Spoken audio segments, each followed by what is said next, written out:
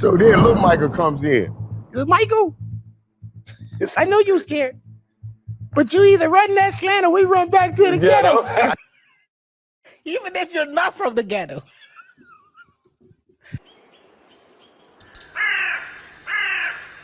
Michael Irvin opens up about the 100 million Marriott lawsuit. Let's take a look. Fair use. What happened with this? This was a couple years ago at the Super Bowl. I had to go to work. I was working the next morning. So I had to get up like 8, 9 o'clock. So I came in the hotel about 10:30. I'm being a good dude. That's early. Early. That's on. You didn't go out. Right. You didn't No, go out. I went out. I went out early because my boy picked me up and we went out and got something to eat. So I had some drinks, but I knew I said I'm coming back home. So I come to the hotel. This is true too. So I said, okay, I'm headed in. I see some guys at the bar, right? They called me over. They said, man, Michael, man, Eagles fans, they were talking football stuff and we're messing around. They offered me a drink. I said, no, I'm good. I got to work in the morning. So I left. I was getting ready to leave. But I saw one dude that had a camera, right? And I knew he wanted a picture, and he didn't ask. So when I walked away, I got convicted. I said, yo, bro. I said, that was cool. Come on, let's walk outside and let's take a pic. So me. Oh, pause that. By the way, guys, this is a learning moment.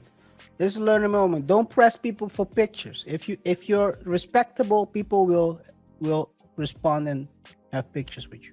Dudes walked outside. We taking a picture. We clowning around talking about Patrick Mahomes. And I walk back and I say, all right, I got to get up. I'm going to the room. I walk in. I meet a woman, this girl, I don't remember her. We shake her hand. I don't remember what I said to her. And I go to the room.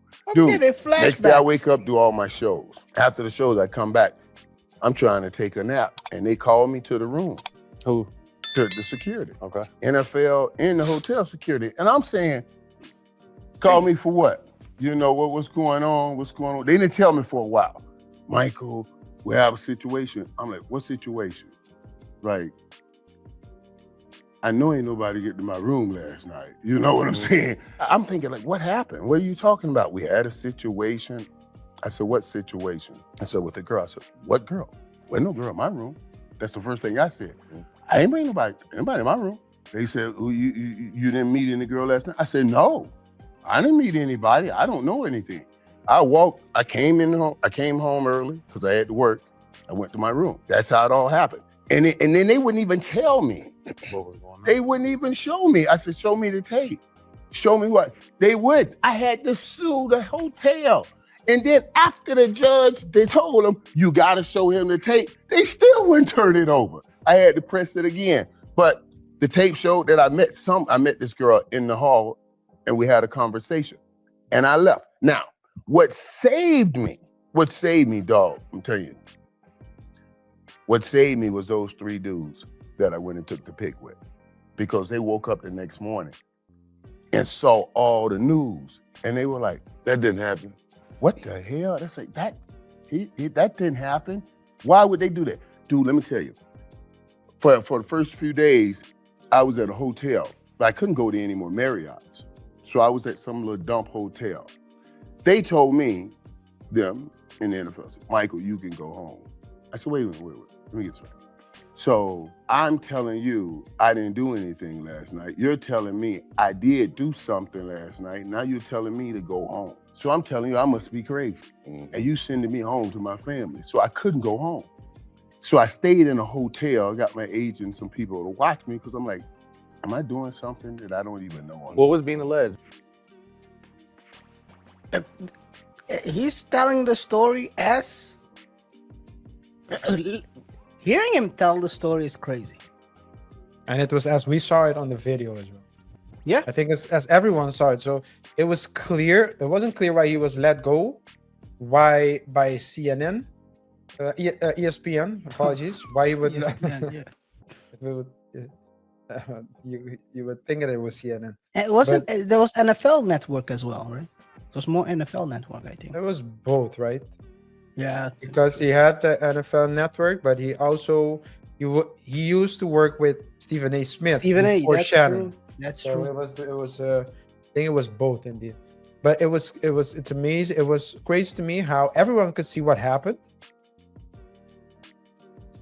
but still, his let's say his finances and his financial safety and security were in jeopardy for someone who just decided to lie. Yeah, that's it. It is at the end of the day. At the end of the day, it's crazy. Of course, we're gonna continue listening to the last part of it. I had to cut it off because it was playing too much. But hey, man, we covered this, guys. We covered this quite extensively on this channel. I think it was a couple of weeks long coverage. We broke down the video, and like you said, we broke down the video. We saw everything that happened, and our conclusion was right away: this is a BS case. This is a BS case, and like you said, it's a shame that people lie and put your financial status, your finances, Your because he reputation, was there your to work, family, KR, your your reputation. Because your family, he's married. The woman is alleging that. I mean, let me play that part. What she was alleging, because that's wild. What she was alleging. Fair use. For a while, I don't even know what she said. Then it all came out that she said, I said something like, have you ever been with a black man? Would you like to be with a black man? That's what this was about. That's a crime? What we think, because we This finally is- got the tape, and you'll see. Sign language, the N. That response is sign language with the N. You know what it is. I'm not gonna say it here. In the Come tape was, they were not supposed to engage with us in the hotel. And you could see on the tape, the manager, he was yelling at her. He went in Yeah, the back, we could see yelled that at too. her. So, Yeah. maybe they had something going. Did she Yeah. work for the hotel? Yes, Ah, okay. she worked for the hotel. Right. Okay. I'm glad you got through that, man. Me, you. Phew. I'm glad that I in the sky didn't tell no lie. Yeah. And in our world, nobody waits to find out the truth. Nobody cares about that. It's just the allegations. The lies, Yeah, I'm scared. the lies are more of a headline.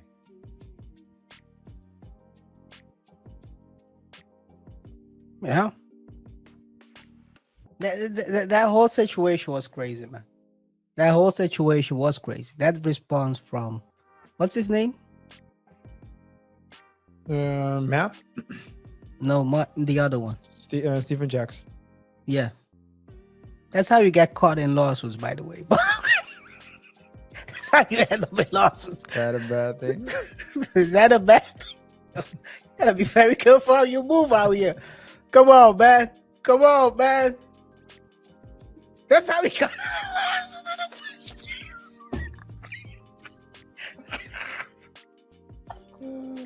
He's telling the story how he didn't do it, and now you say, is that a bad thing? Oh, man. I've seen people get fired for less. I've seen people get fired for less. But yeah, it's crazy. It's crazy. At the end of the day, hey, man, Michael Irvin is back on TV, and it's good to see him back. As jolly as ever. Great. He's a great commentator. He's a great entertainer. And it's good that I got out of this situation. And like you said, the eye out in the sky didn't lie. The cameras didn't lie. The cameras clearly show him being respectful towards everyone in the lobby. Could you imagine? So because I think Steven hasn't seen the video, so for him to say that's quite wild. All these interactions were quite let's call it neutral. Yeah. So as a signature, he took the picture, walked to her, shake their hands, and then all of a sudden you say, yo, that's crazy. That is actually mental. You know how crazy you have to be to just shake someone's hand, someone who you've never met before, and then you say that to them. Hey man, Crazy. it's crazy. He also said he also told also a great story during All the Smoke. By the way, shout out to All the Smoke for the interview. Fair use. Let me share this part because this is hilarious. Fair use. So then little Michael comes in. He says, Michael, I know you scared. But you either run that slant or we run back to the ghetto. I said, kiss my ass, buddy. Here I come. We kiss. Fear is real. Courage doesn't say I did not have fear. Courage says I have an ability to overcome the fear. Right. You see what I mean? Yeah. So I was telling people, how do you overcome that fear? So every time I lined up and ran that slant route, I get ready. And everybody knows, watch Mike, he's come slant right, watch Mike on the slant. That's running lot right there. You're not scared. You ain't scared. That's running lot, nigga. Running lot, man.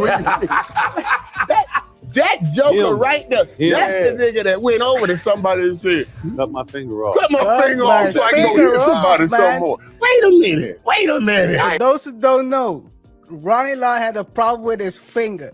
He went to the sideline, told them to cut it off so he can continue to play. So this is Ronnie Law is a legend, by the way.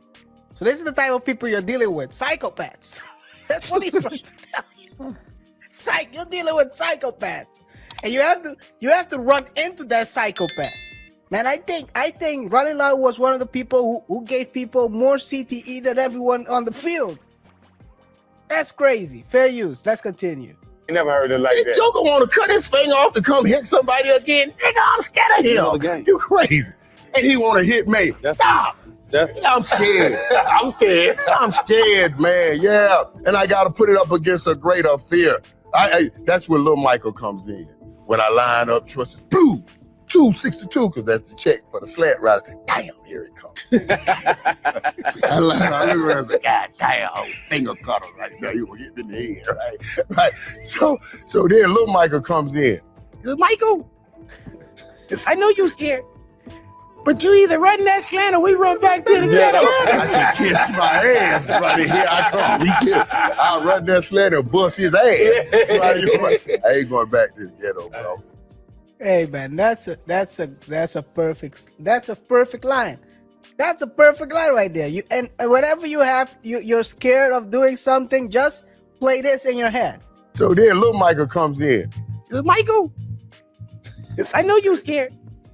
But you either run that slant or we run back to the ghetto. Even if you're not from the ghetto.